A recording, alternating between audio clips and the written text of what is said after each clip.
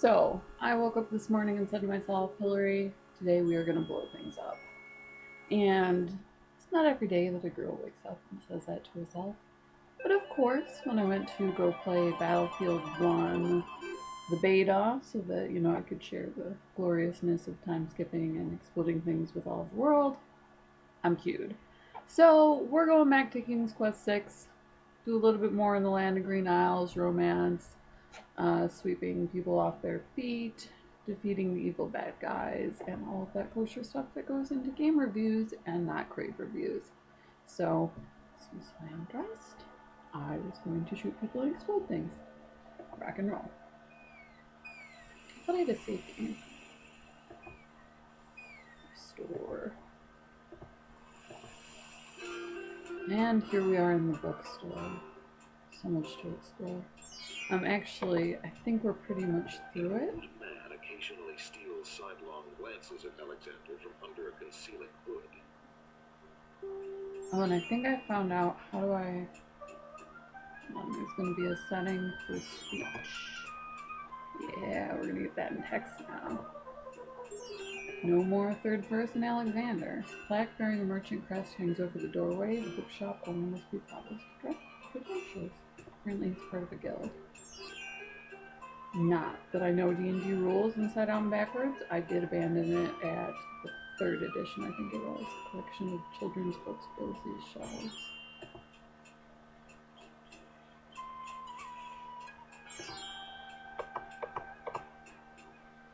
And then the villains manual came out and it was just like, you just destroy the world. It was right near that. After that, I think it was the rise of the anti-hero in books. It's like, hey, yay mediocrity. What was that line? Why don't we just gather around Ford Focus and clap at that? So, good day, peddler. Oh, I lost his voice too, and I lost the narrator. It's kind of annoying. How fare you? Fine, lad. I have an old lamp. Have you an old lamp for me yet? So it's an old lamp for anyone. I do not. But I will go find one, bro, because you're still there, and that is... Ooh, what's going on here? Doubtless a part of the plot. There's a young girl in the yard. The girl is dressed in a long, plain orange robe with a thick headdress. From the appearance of her clothes and from the skittish, fearful look about her, Alexander gets a strong impression she's a servant, or even worse, a slave. The servant girl appears to be stealing a quiet moment tending the rose bushes. Red roses beautifully cover the top of the house's fence and gate arbor. I don't know about beautifully. It's a bit like kudzu, but it's a little different. The house is made of stucco, an architectural style native to the island that is apparently quite old since the time when finds it embrace its exterior. You lazy thing, get back to work and stay away from those roses. Alrighty then. It's not break time. Corporate rules, bro. Told you a million times those flowers are too sweet for the likes of you. Ouch. I've had people criticize my dress code. We've still got to do the breakfast dishes, make lunch, and clean the stables yet this morning. Hopefully in that order. I don't know if you've ever been around horses, or they tend to just drop it. Get the veil back on, no one wants to look at your face. Wow, now you're getting personal. Holy cow, let's take a look at you. Hey, stepmother. Wait, let me talk to you. Okay. I don't know if I was too slow there, or... Doesn't want to intrude on private property unless he's been invited. He will sail intrepidly to another land. Palm trees as graceful as gazelles wave in the warm tropical breeze. Definitely went for alliteration there, Roberta. So I'm not buying the vines on the stucco that would actually have eaten into it due to the fact that it's made out of a clay-like substance, and climbing vines actually dig in. I mean, cute as it is, like, not cool if you actually get them on your property. Ooh, ship. Ooh, a hole. A good-sized hole in the boat's hull indicates it's not fit for the sea. I really should hope not. That would be one heck of a bilge pump. But Alexander wonders if the hole was the reason the boat was dry docked, or if the tear was caused by the dry docking. I mean, it's in the side, so probably not unless it smashed off something. Chill, whatever. Find some tar. An old canvas bag full of sand hangs off the side of the boat. Most likely uses a bumper when backing into what makes it clear. Rather pointless now.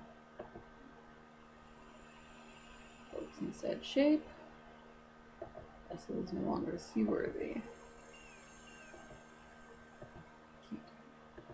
There was a dude. Go see the dude.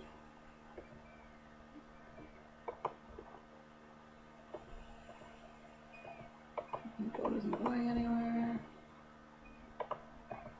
The cargo bay is unlikely to hold anything of interest or have a very pleasant smell after months of dry docking. Alexander decides not to descend into the dark hole. They apparently are not cleaning this place. Hey! Oh my god, the hat. Can I keep you? Alexander promises himself he will not go home until he has determined what Casima's feelings are for him and if she needs his help. You're not supposed to be talking to yourself, you're supposed to be talking to him. Thank you.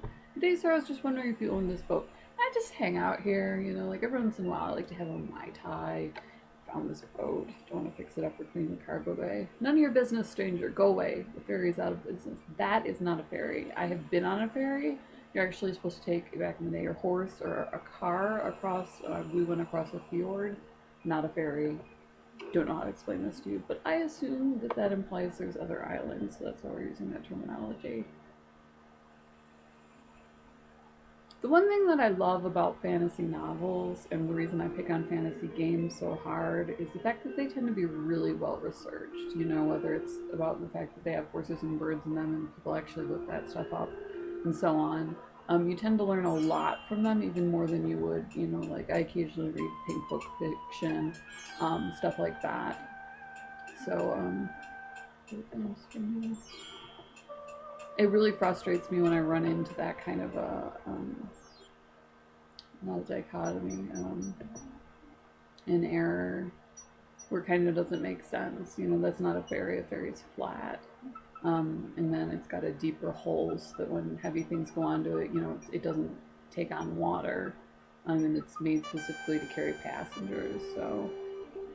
Okay, what do we got here? So we're heading towards the palace. There's a little hut just off the path. Perhaps guard dogs have an occasional use for it, but it looks empty now.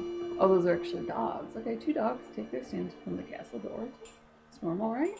They look quite fierce and have stiff, blank expressions of soldiers on formal duty. I can kind of see that in a dog. They have like canine units and that.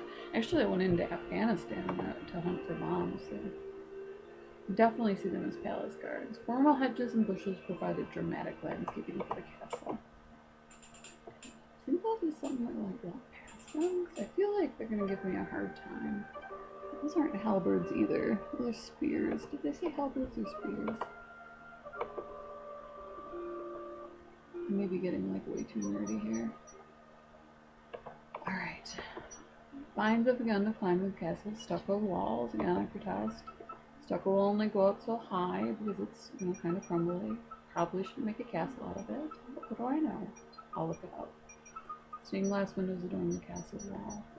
I'm writing assassin in India anyways, and that is a pretty common building type for that area.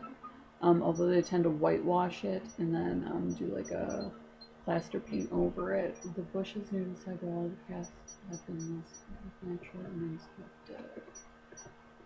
Rocks involved in this lush volcanic isle. It's a volcano.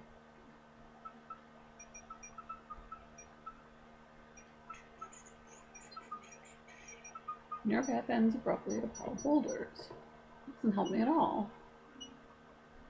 Kind of not a whole lot of options on where to go right now. So we have the boat, we have the shore.